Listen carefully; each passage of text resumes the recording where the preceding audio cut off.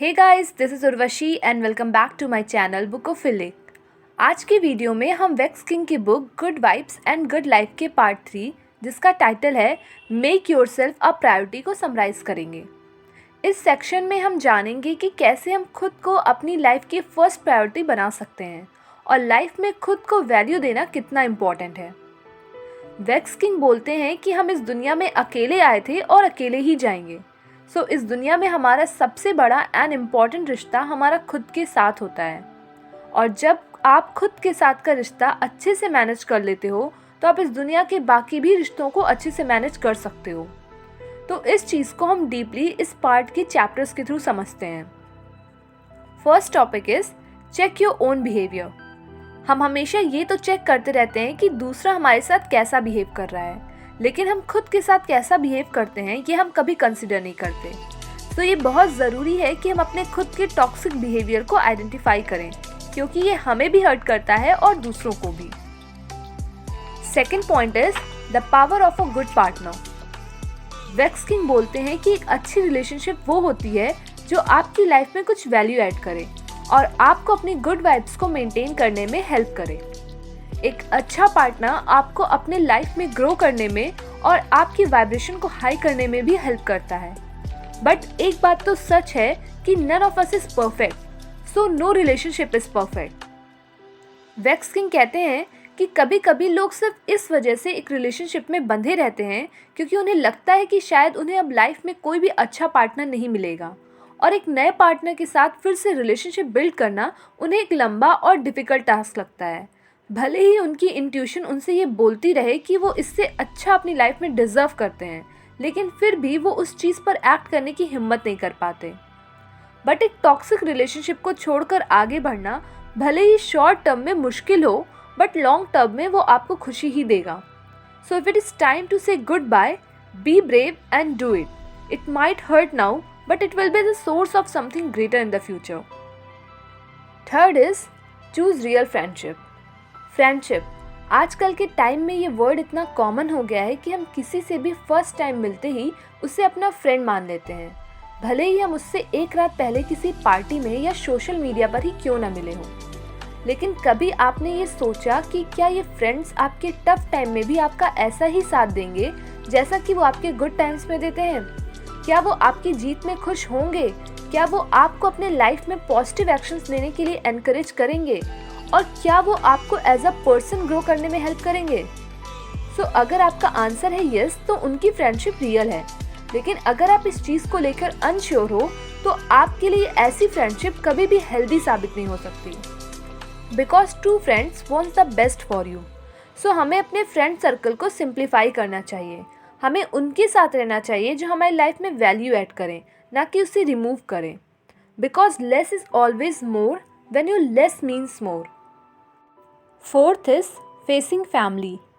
हम सब अपनी फैमिली से बहुत प्यार करते हैं क्योंकि उन्होंने पूरी ज़िंदगी हमारे लिए बहुत कुछ किया होता है। बट वेक्स किंग बोलते हैं कि जस्ट बिकॉज कि वो हमारी फैमिली हैं, it does not mean they have the good intention for you. कभी कभी हमारे फैमिली मेम्बर्स ही हमारी लाइफ के सबसे टॉक्सिक पर्सन होते हैं, एंड कभी कभी हमें अपने लाइफ में ऐसे लोगों को छोड़कर आगे बढ़ने की ज़रूरत होती है, क्योंकि ऐसे लोग बहुत हार्मफुल होते हैं और ऐसे लोगों को छोड़कर आगे बढ़ते वक्त हमें रिग्रेट भी नहीं करना चाहिए।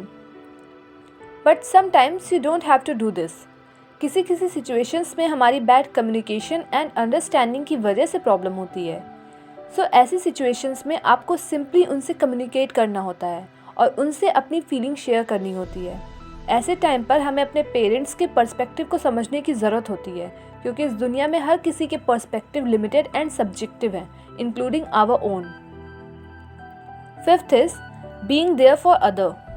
वेक्स किंग बोलते हैं कि इस बुक में स्टार्टिंग में मैंने आपको ये बताया कि अगर आपको अपनी वाइब्स हायर रखनी है और अच्छा फील करना है तो आपको ऐसे लोगों के आसपास रहना होगा जो आपसे ज़्यादा पॉजिटिव फील कर रहे हों। ये एक अच्छा सोल्यूशन है उन लोगों के लिए जिनकी वाइब्स लो हैं, पर यह चीज़ उन लोगों के लिए हार्मफुल हो सकती है जिनकी वाइब्रेशन हाई होती है, क्योंकि जब high vibration person low vibration person के कांटेक्ट में आता है तो धीरे धीरे वो लो वाइब्रेशन को एब्जॉर्ब करने लगता है और जिससे वो खुद डाउन फील करने लगता है।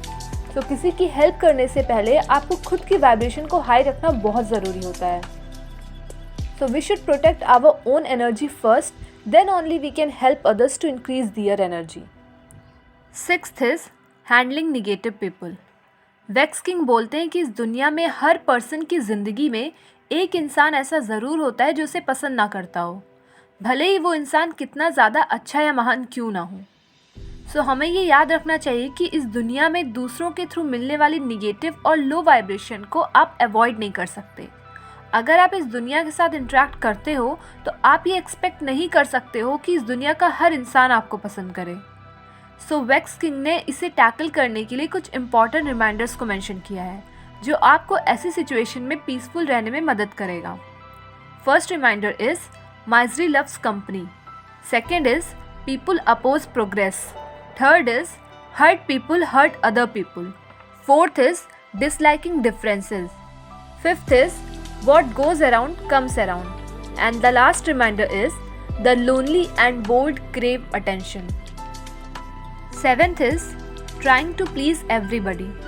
अपनी लाइफ में हम हमेशा खुद को इस दुनिया की नज़रों में एक्सेप्ट कराने के लिए न जाने क्या क्या करते हैं, बट अगर हमें अपनी लाइफ में कुछ अच्छा करना है और अपनी लाइफ में पीस को मेंटेन करना है तो हमें थोड़ा सा सेल्फिश होना पड़ेगा। हम इस दुनिया में हर किसी को पूरी तरह से सेटिस्फाई नहीं कर सकते, सो हमें ये करने की कोशिश भी नहीं करनी चाहिए, because if you keep trying to satisfy other you will never keep up. In the end, you will satisfy neither them nor yourself. Eighth point is let your good vibes protect you. Wax King बोलते हैं कि कुछ negative लोगों को positivity से ही allergy होती है, सो हमें खुद को इतना पॉजिटिव रखना चाहिए कि ऐसे लोग हमसे दूर रहें।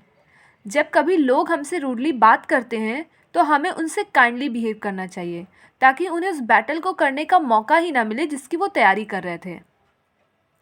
Last point is dare to leave a toxic job. Vex King बोलते हैं कि अगर आप कुछ ऐसा वर्क कर रहे हो जिससे आप खुश नहीं हो मगर फिर भी सिर्फ फाइनेंशियल सिक्योरिटी के लिए आप उस जॉब को कर रहे हो तो ऐसा वर्क हमारे स्टेट और वेल बीइंग के लिए बहुत ही अनहेल्दी होता है। ऐसी जॉब को छोड़ना जहाँ से आपको फाइनेंशियल सिक्योरिटी मिल रही हो एक टफ काम है, लेकिन अगर आप ये समझते हो कि you deserve better than the toxic situation you are trapped in तो हिम्मत करके आपको मूव ऑन करना चाहिए। You believe it or not, your purpose is not to be in a job you dislike for the rest of your life. So leave that toxic job and move on. So this was the third part of the summary of the book The Good Vibes and Good Life. I hope you have enjoyed the summary and we will talk about the next part in next video. Till then, goodbye.